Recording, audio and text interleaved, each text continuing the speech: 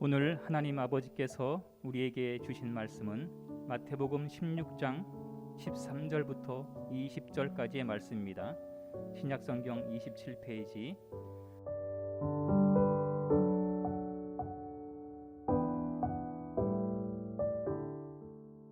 예수께서 가이사랴 빌립보 지방에 이르러 제자들에게 물어 가라사대 사람들이 인자를 누구라 하느냐?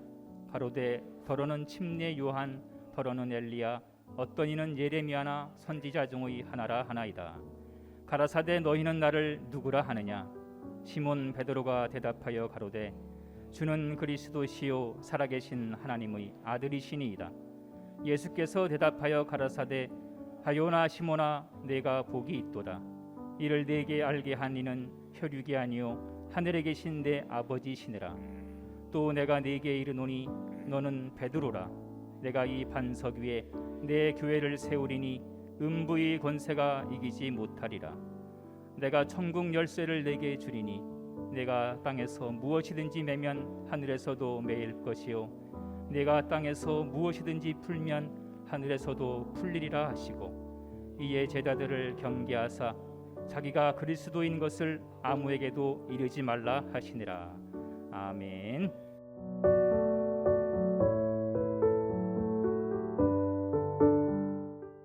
창립 기념주일 35주년이 되었습니다. 이 35자를 생각하면서 여러 가지 생각이 교차가 됩니다.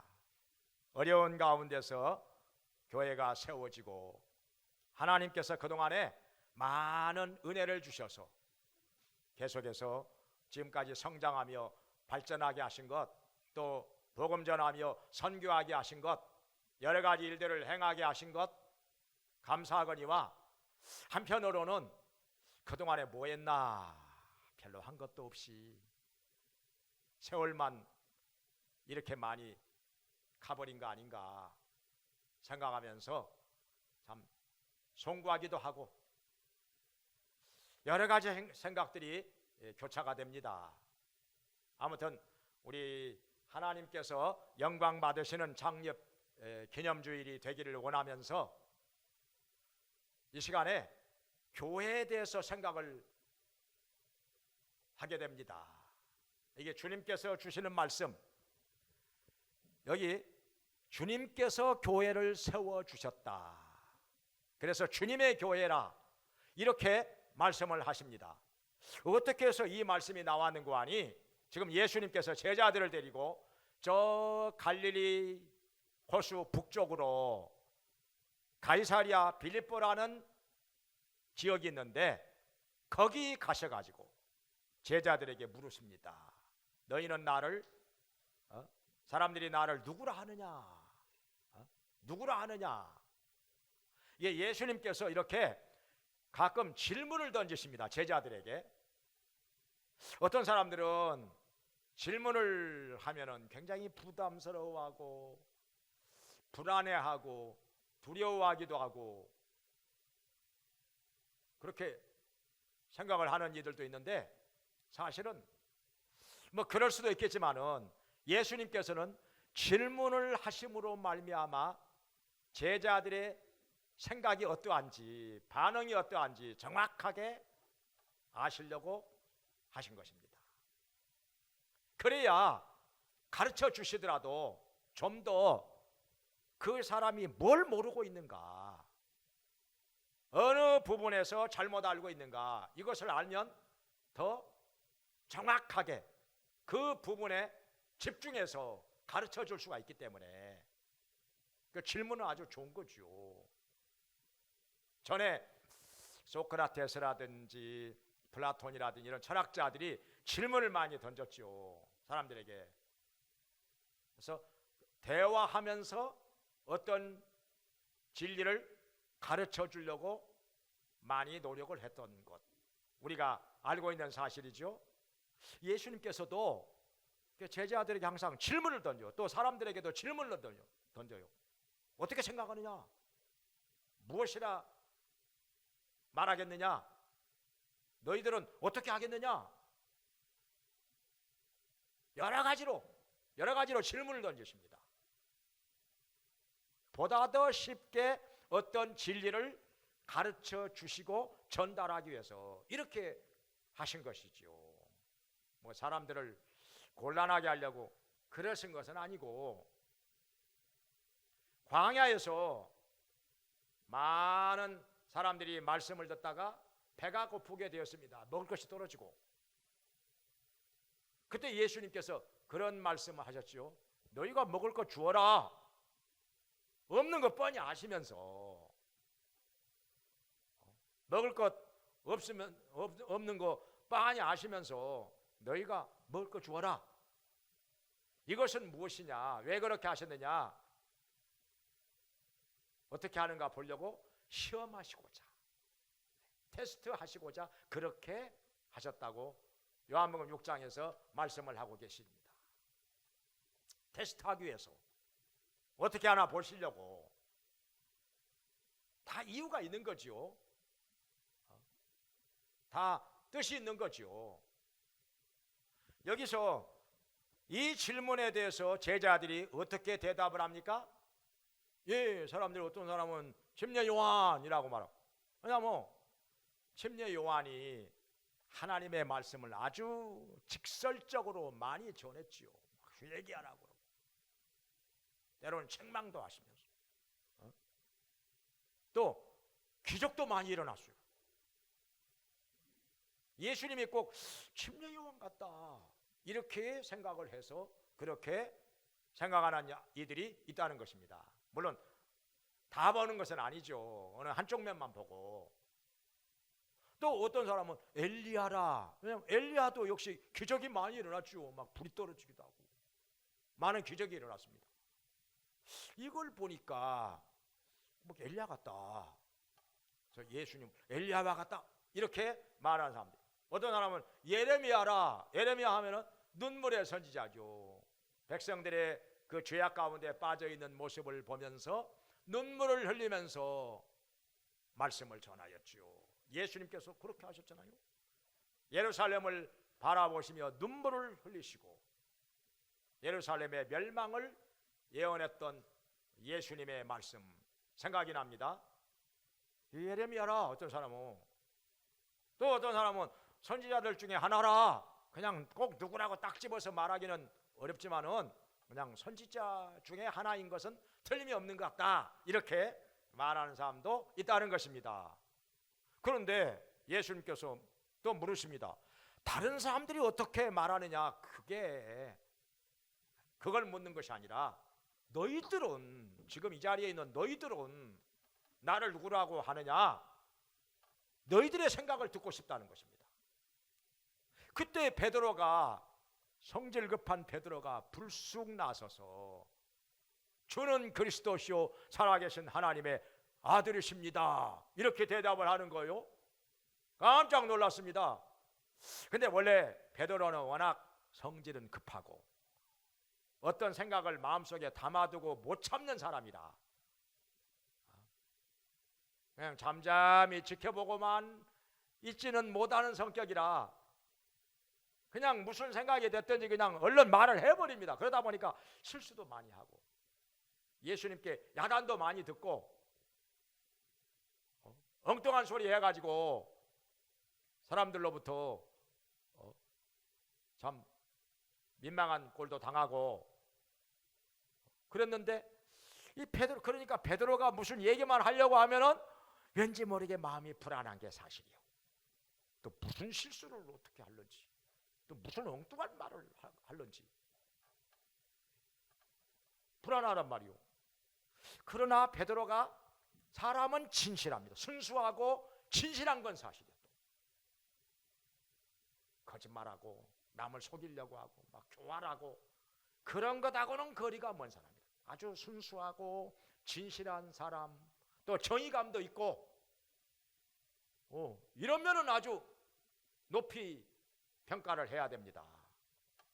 그래서 베드로가 말을 하려고 할 때 약간 불안한 건 있었지만은 주는 그리스도시요 살아계신 하나님의 아들이십니다 이렇게 말하니까 예수님께서 엄청나게 기뻐하시고 칭찬을 하십니다. 바요나 시몬아, 내가 복이 있도다. 이것을 내게 알게 하니는 혈육이 아니라 하늘에 계신 너희 아버지시니라. 이렇게 말씀하십니다.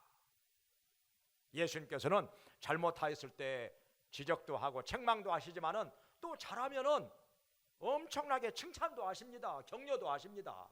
이 두 가지가 다 있어요. 근데 베드로가 이번만큼은 정말 잘한 것입니다. 정확한 대답을 한 것입니다. 왜냐하면 여기 주라고 했어요. 예수님이 만물의 창조주 되시고 주관자가 되시니까 주는, 이거 정확한 표현입니다. 또 그리스도시요 메시아란 말입니다. 구원자란 말입니다. 우리를 죄와 사망에서 구원해 주시는 우리의 구세주 그리스도라는 말은 정말 정확한 표현입니다. 그리고 살아계신 하나님의 아들입니다. 예수님은 하나님께서 사람의 육체를 입고 이 땅에 오신 분이기 때문에 하나님의 아들이라 너무나도 정확하게 표현을 한 것입니다. 이게 몇 마디 안 되지만은 간단하지만은 정확하게 말하는 베드로, 칭찬을 받아야 마땅한 것이죠. 그래서 예수님께서는 바요나 시몬아 내가 복이 있도다. 그렇지만은 이것을 너에게 알게 하신 이는 혈육이 아니라 육신이 아니라 하늘에 계신 너희 아버지라. 하나님 아버지께서 알게 하셨기 때문에 알게 된 것이라. 이걸 말씀하신 것입니다. 맞죠? 사실입니다. 사람이 육신으로 이런 것을 알 수가 있을까요? 지혜롭다고 해서, 지식이 많다고 해서, 똑똑하다고 해서 알 수 있을까요? 아닙니다. 그렇지 않습니다. 베드로보다 더 지식이 많은 사람 중에도 예수님 모르는 사람들 많아요. 베드로보다 더 지혜롭고 똑똑한 사람들 중에도 예수님이 누구인지 모르는 사람들 많아요. 예수님이 구세주인 거, 예수님이 살아계신 하나님의 아들이신 거 모르는 사람들 많다는 것입니다. 그렇다고 해서 베드로가 예수님을 오랫동안 따라다녔기 때문에, 많이 말씀을 들었고 기적을 보았기 때문에 예수님을 알게 되었느냐? 아닙니다. 그것도 그렇게 생각하는 사람들은 많이 있지만은 아니란 말이오. 왜냐하면 예수님 오랫동안 따라다녔어도 예수님 모르는 사람들 있거든요. 가룟 유다 보세요. 뭐 똑같이 예수님 안 따라다녔습니까? 똑같이 따라다니면서 같이 말씀 들었죠. 기적도 보았죠. 근데 예수님 안 믿었어요. 예수님을 구세주로 믿지를 않았습니다. 가룟 유다뿐만 아니라 예수님께 나와가지고 말씀을 듣고 기적을 보면서도 예수님을 믿지 않은 사람들 많이 있었어요. 많이 있었습니다. 그러니 꼭 베드로가 예수님을 많이 따라다녔기 때문에 예수님에 대해서 이렇게 말씀을 한 것이다? 그건 아니라는 거예요. 정확한 것은 하나님 아버지께서 베드로에게 예수님에 대해서 알게 하셨기 때문에, 계시해 주셨기 때문에 알게 된 것이라.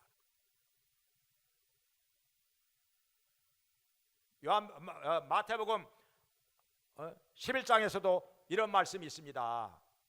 하나님께서 지혜롭고 슬기 있는 애들에게는 감추시고 어린아이에게는 나타내신 것을 감사하나이다. 이렇게 말씀하십니다. 그러니까 지혜롭고 슬기 있는 사람이라 할지라도 예수님 몰라요.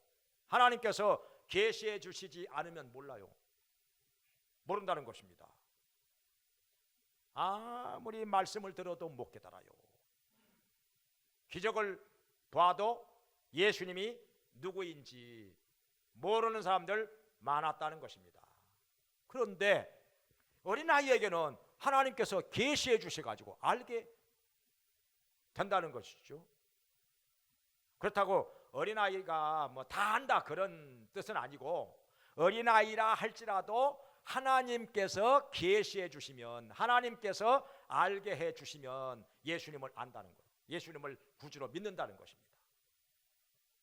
그러니까 중요한 것은 무엇이냐?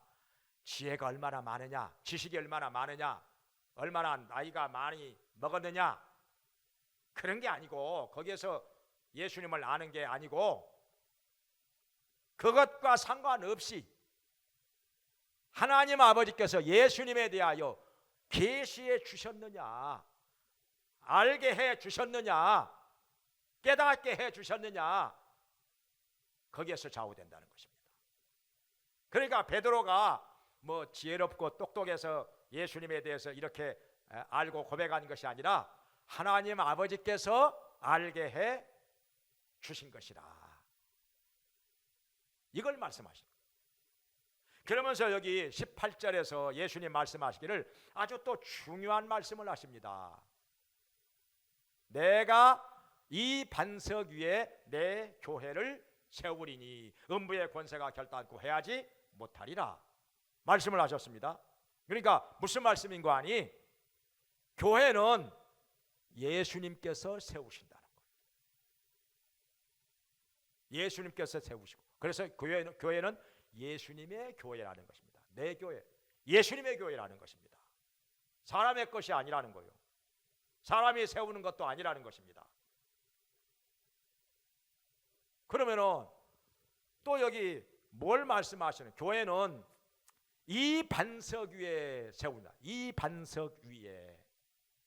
반석이 뭡니까? 이 바위돌 위에다가 세운다 그 말이 아니고, 그 말이 아니죠. 그 말도 꼭 반석 위에다가만 뭐 교회를 세운다 그건 아니고, 그렇다고 해서 천주교에서 주장하는 대로 베드로 위에다가 세운다? 베드로가 그 반석이라는 뜻이거든요. 베드로 위에다가 세운다. 그래가지고 베드로가 초대 교황이라. 그리고 그 후에 있는 교황들은 다 베드로 후계자라. 예수님의 대리자라. 이게 맞는 것일까요? 아닙니다. 아닙니다. 왜냐하면은 여기 이 반석 할 때 반석이 여성 명사로 쓰여졌습니다. 페트라스. 여성 명사예요. 헬라어로 하면은 에피타우테스 테스 페트라스 이렇게 되어 있어요. 여성 명사. 여성 명사로 쓰여졌다면 베드로는 아니죠. 베드로는 남자니까. 남자는 아니죠. 그러면 여성 명사로 쓰여졌다면 과연 무엇일까요? 베드로의 신앙 고백입니다. 이 반석은 베드로가 아니라 베드로의 신앙 고백 위에 교회를 세우신다 그 말씀이죠. 주는 그리스도시요 살아계신 하나님의 아들이십니다. 이 신앙 고백 위에 예수님께서 교회를 세우신다는 것입니다. 그러면 교회는 뭐냐? 교회는 뭐냐?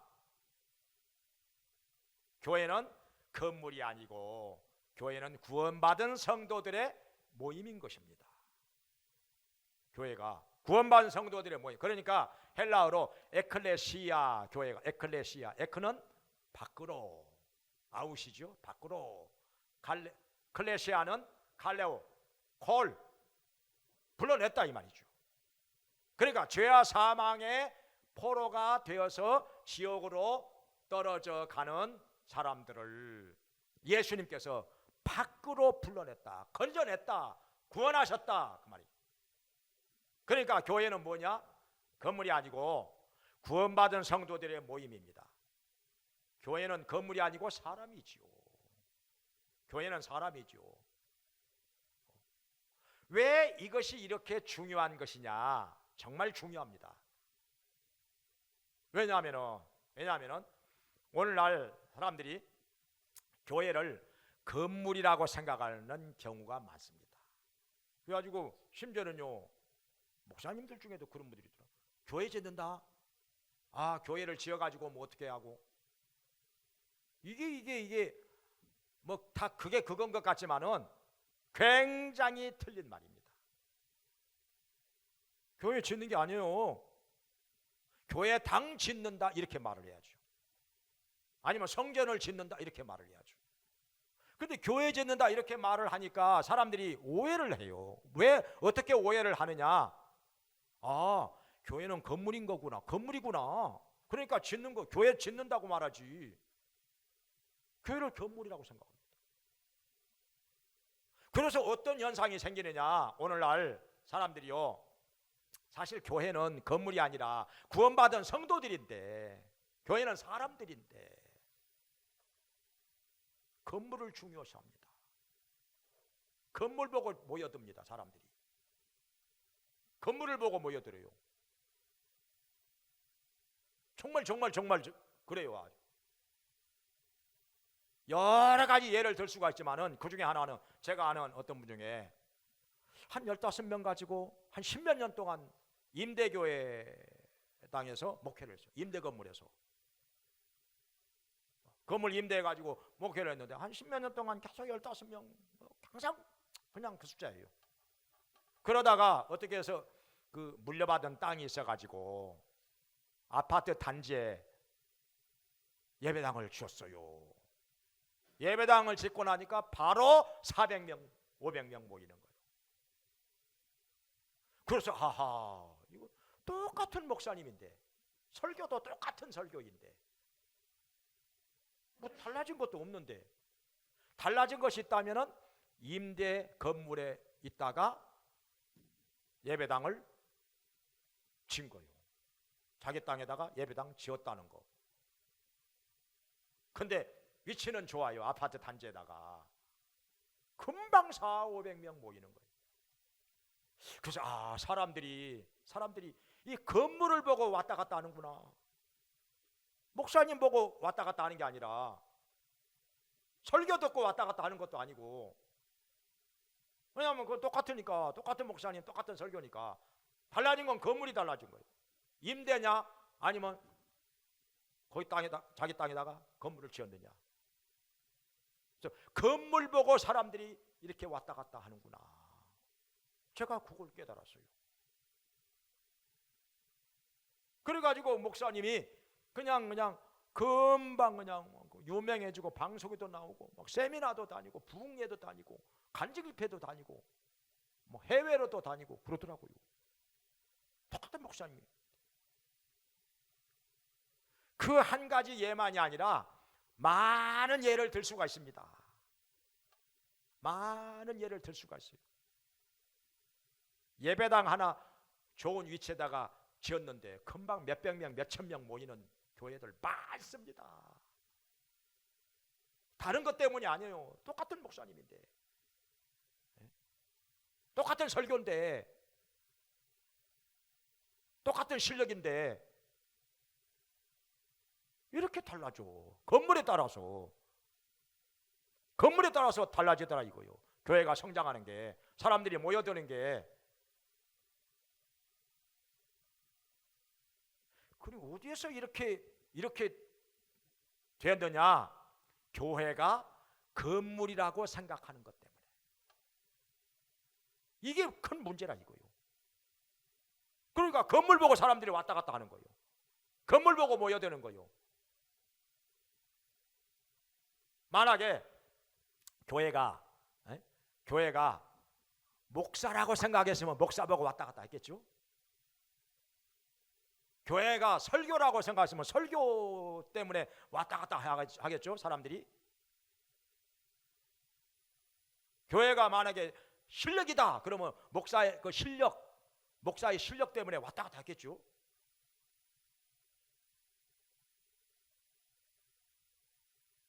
근데 교회가 이 구원받은 성도들입니다. 구원받은 성도들, 목사를 포함해서. 그러면은 중요한 것이 뭐냐? 건물이 아니라, 건물을 얼마나 뭐 좋은 자리에다가 뭐 크게 아름답게 지었느냐, 많은 돈을 들여서 지었느냐, 이게 중요한 게 아니거든요. 사실은 이것 때문에 사람들이 몰려들고 왔다 갔다 하고 그럴 일이 아니거든요. 사실은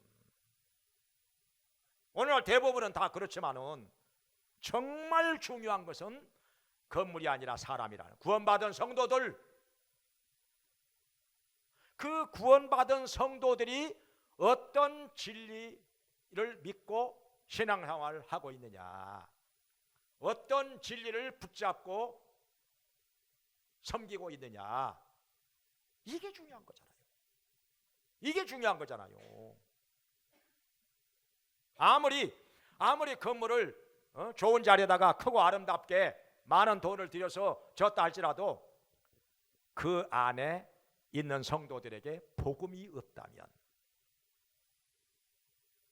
어떻겠습니까? 진리가 없다면 어떻겠습니까? 그거 있으나 마나죠. 빈 껍데기겠죠. 근데 오늘날 사람들이 그렇게 생각을 안 하는 사람들이 대부분이라는 거예요. 교회가 건물이라고 생각하니까 이 건물 때문에 왔다 갔다 해요. 그냥 좋은 위치에다가 건물만 아름답게 크게 많은 돈 들여서 지어놓으면요, 그냥 몇백 명, 몇천 명 모여들어요. 똑같은 목사님이라 할지라도 다른 데서 그냥 임대해가지고 할 때는 그냥 많이 모여야 몇십 명, 많이 모여야 그냥 몇백 명 되다가 그냥 몇십 명 모이는 교회는 몇백 명, 몇백 명 모이는 교회는 몇천 명, 몇만 명 이렇게 된다니까요. 이게 현실이라 이거예요. 그 이유가 바로 이거라는 거예요. 교회를 구원받은 성도들이라고 그렇게 아는 것이 아니라 건물이라고 잘못 알고 있기 때문에, 건물이라고 잘못 알고 있기 때문에. 그래서 예수님께서는 내가 이 반석 위에 내 교회를 세우리니, 교회는 건축업자가 기술 가지고 짓는 건물이 아니라 교회는 예수님께서 십자가에서 흘리신 핏값으로 세우신 예수님의 교회라는 것입니다. 어디에다가 세우느냐? 신앙 고백 위에다가, 베드로라고 하는 사람 위에다가 세우는 게 아니라, 그럼 얼마나 불안합니까? 베드로 위에다가 세우면요, 베드로가 넘어지면 교회도 넘어지게요? 베드로가 실수하고 넘어진 적도 있었잖아요. 예수님 3번이나 부인했으니까요. 그 뒤로도. 그러면 교회가 넘어집니까? 교회가 무너져? 그게 아닌데, 베드로의 신앙 고백, 베드로와 같이 예수님을 그리스도로, 하나님의 아들로 믿는 사람들이 모여서 교회를 이루는 것이라. 그게 교회라는 거예요. 교회는 사람들입니다. 건물이 아니고. 아주 중요한 것이죠. 그리고 또 천주교에서 얘기한 바와 같이 이 반석 위에 베드로 위에다가 세우면, 그러면 교황이 맞죠. 교황이 베드로 후계자고 예수님의 대리자고. 근데 그게 아니라 원어를 보면은 금방 드러납니다. 원어를 보면은 베드로 아니라, 남성 명사가 아니라 여성 명사를 사용했기 때문에 베드로 아니란 말이요. 이 반석이 베드로의 신앙 고백이지요. 그래서 천주교는 잘못 알고 있는 것입니다. 교황이라고, 교황이 베드로의 후계자라고, 베드로가 언제 교황이라고 그랬어요? 자기를. 베드로가 자기를 교황이라고 한 적 없어요. 한 번도. 예수님께서 그렇게 말씀하신 적도 없고요. 그리고 베드로는 결혼했잖아요. 아내가 있었잖아요. 근데 또 베드로 후계자라고 하면서 또 오늘날 교황들은 결혼도 안 하더라고. 또 뭘가 뭔지를 잘 모르는 것 같아요. 성경을 잘 모르니까. 그러면 교황들 결혼해야죠. 베드로와 똑같이. 신부들 결혼해야죠. 왜 베드로처럼 안 하는 거예요? 무엇은 베드로처럼 하고 또 무엇은 베드로처럼 안 하고, 성경 잘 몰라서 그래요. 정확하게 몰라서. 그리고 또 한 가지, 여기 뭐냐면은 예수님 말씀하시기를 내가 이 반석에 내 교회를 세우리니 음부의 권세가 결단코 해하지 못하리라. 음부의 권세가, 이 마귀의 권세가 해하지 못하리라. 만약에 교회가 건물이라면은 사람이 무너뜨릴 수가 있겠죠? 사람이 무너뜨릴 수가 있겠죠? 포크레인으로 그냥 확 밀어버리면 뭐 금방금방 무너져. 아니면 그냥 폭탄 하나 떨어뜨리면 교회는 그냥 다 산산조각 나겠죠. 사람이 건물은 무너뜨릴 수가 있습니다. 박살낼 수가 있어요. 그런데 음부의 권세가 해하지 못하리라 이렇게 말씀하신 것은 건물이 아니라 구원받은 성도들이기 때문에, 구원받은 성도들은 예수님의 손 안에 있습니다. 하나님의 손 안에 있습니다. 하나님께서 붙잡고 계십니다. 그러니까 음부의 권세가 해하지 못하는 것이고 무너뜨리지 못하는 것입니다. 여기 요한복음 10장 28절 29절에 예수님 말씀하시기를 내가 너희에게 영생을 주노니 아무도 내 손에서 빼앗아갈 자가 없으리라 이렇게 말씀하셨습니다. 우리가 예수님 손 안에 있어요. 하나님 아버지 손 안에 있어요. 예수님께서 그 손으로 우리를 붙잡고 계십니다. 그러니 누가 빼앗아갑니까? 예수님의 손 안에서 감히 우리를 누가 빼앗아가요? 하나님 아버지 손 안에 있는 우리를 누가 빼앗아갑니까? 아무도 빼앗아갈 수가 없다는 것입니다. 또 로마서 8장 35절 이하에서도 말씀하시기를 환난이나 핍박이나 곤고나 위험이나 적신이나 칼이나 그 무엇도 우리를 그리스도 예수 안에 있는 하나님의 사랑에서 끊을 자가 없으리라. 끊을 자가 없으리라 말씀하셨습니다. 사망이나 생명이나 천사들이나 권세자들이나 현재일이나 장래일이나 능력이나 높음이나 아무 피조물이라도 우리를 그리스도 예수 안에 있는 하나님의 사랑에서 끊을 자가 없으리라 말씀하셨습니다. 만약에 건물이라면 얼마든지 부숴버릴 수가 있는 거지요. 얼마든지 무너뜨릴 수가 있는 거죠. 또 오래되면 낡아서 그냥 넘어질 수 있는 거죠. 그러나 건물이 아니라 사람이기 때문에, 구원받은 성도들이 교회이기 때문에 하나님의 손 안에서 빼앗아갈 자도 없고 하나님의 사랑에서 끊을 자도 없다는 것입니다. 하나님께서 영원히 우리를 붙잡고 계시기 때문에, 떠나지 아니하리라 버리지 아니하리라 말씀하셨기 때문에. 건물요, 솔로몬이 그렇게 많은 돈을 들여서 화려하게 지은 성전 다 불타버렸죠. 바벨론의 느부갓네살 왕이 군대를 이끌고 쳐들어와 다 불태워버렸죠. 흔적도 없이 사라져버렸습니다.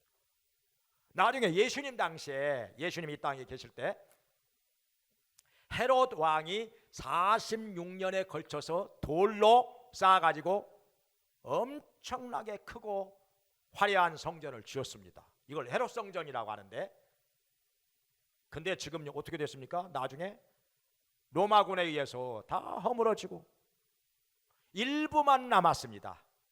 한쪽만 남았어. 그래가지고 그걸 통곡의 벽이라고 말하죠.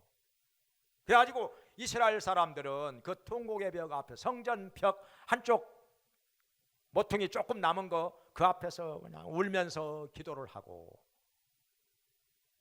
그 사람들 열심 대단합니다. 그 통곡의 벽 앞에서 어떤 사람은요 하루 종일 기도해요. 하루 종일 기도해. 막 몸을 앞뒤로 흔들어 가면서 하루 종일 기도해요. 지치지도 않아. 어떤 사람은요 그 앞에다 조그만 상 같은 거 펴놓고 성경을 하루 종일 봐. 성경을 하루 종일 봐. 그리고 그 통곡의 벽이요 큼직큼직한 그 돌을 깎아가지고 그 쌓아서 만들었는데요, 그 돌과 돌 사이에다가 기도 제목을 종이에다가 적어서 이렇게 끼워놨는데요, 빈틈이 없어요. 얼마나 기도 제목들을 빽빽하게 많이 꽂아 놓았는지 빈틈이 없어요. 그 히브리어로 기도 제목을 써가지고 거기다가 꽂아 놨는데, 그래서 저 기념으로 삼으려고 하나 빼왔어요. 우리 성도들에게 기회가 되면 한번 보여드리려고. 아무튼 간에 그 솔로몬 그 헤롯 왕이 46년간에 걸쳐서 지은 성전 무너졌어요. 한쪽 기퉁이만 조금 남고 다 무너졌어요. 이게 건물은 이렇게 음부의 권세가 얼마든지 해할 수도 있다는 것입니다. 사람들이 무너뜨릴 수 있어요. 그러나 이게 교회가 건물이 아니고 구원받은 성도들이기 때문에 아무도 해하지 못하고 넘어뜨리지 못하고 하나님의 손 안에서 빼앗아가지 못한다는 것입니다. 그리고 예수님께서 또 한 가지 우리에게, 바울을 통해서 우리에게 교회에 대해서 가르쳐 주신 말씀이 있는데, 고린도전서 12장 14절 이하에 보면은 교회는 그리스도의 몸이라고 말씀하셨습니다. 그리고 성도들은 그 몸의 지체들이라. 그러면 예수님은 어디냐, 무엇이냐? 교회의 머리라는 것입니다. 예수님을 왜 교회의 머리라고 하셨는가 하니, 교회가 그리스도의 몸이고 예수님이 머리이기 때문에 예수님께서 교회를 주관하신다는 것입니다. 교회는 또한 예수님의 것이라는 것입니다. 그러니까 교회를 뭐 돈 받고 판다든지 누구한테 상속한다든지 그게 아니라는 거예요. 사실은 그게 아니라는 거예요. 누구 개인의 소유가 아니라는 것입니다. 교회는 주님의 것이라, 주님께서 핏값으로 세우신 것이기 때문에 교회는 주님의 것이라.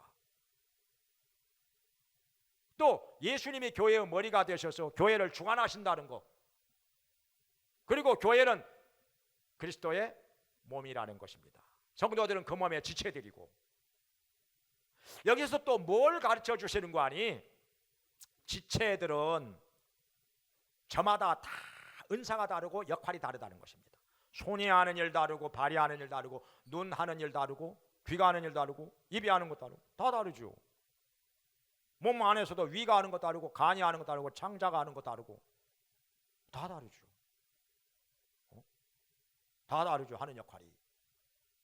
그래서 우리 성도 각 사람은 몸의 지체들인데, 교회의 지체들인데, 지체마다 은사가 다르고 그 기능과 역할이 다르다, 하는 일이 다르다는 거예요.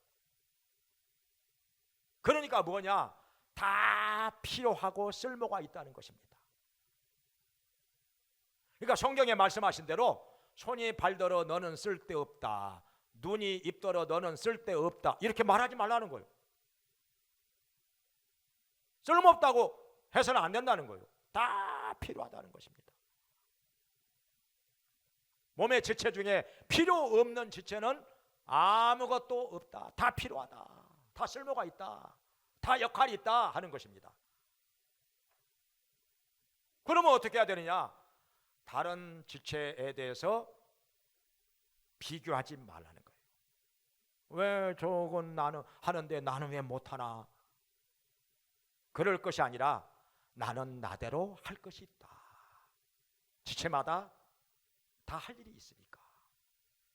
다 할 일이 있습니다. 그러니까 다 중요하다는 거죠. 다 필요하다는 것이죠. 그러면 또 어떻게 생각을 해야 되느냐? 몸의 한 지체가 고통을 당하면 온몸이 다 고통을 당한다는 거예요. 그렇죠. 손가락 하나 어디 찔려가지고 아프면은 손가락만 아파. 야, 손가락 너만 아파라. 나는 괜찮아.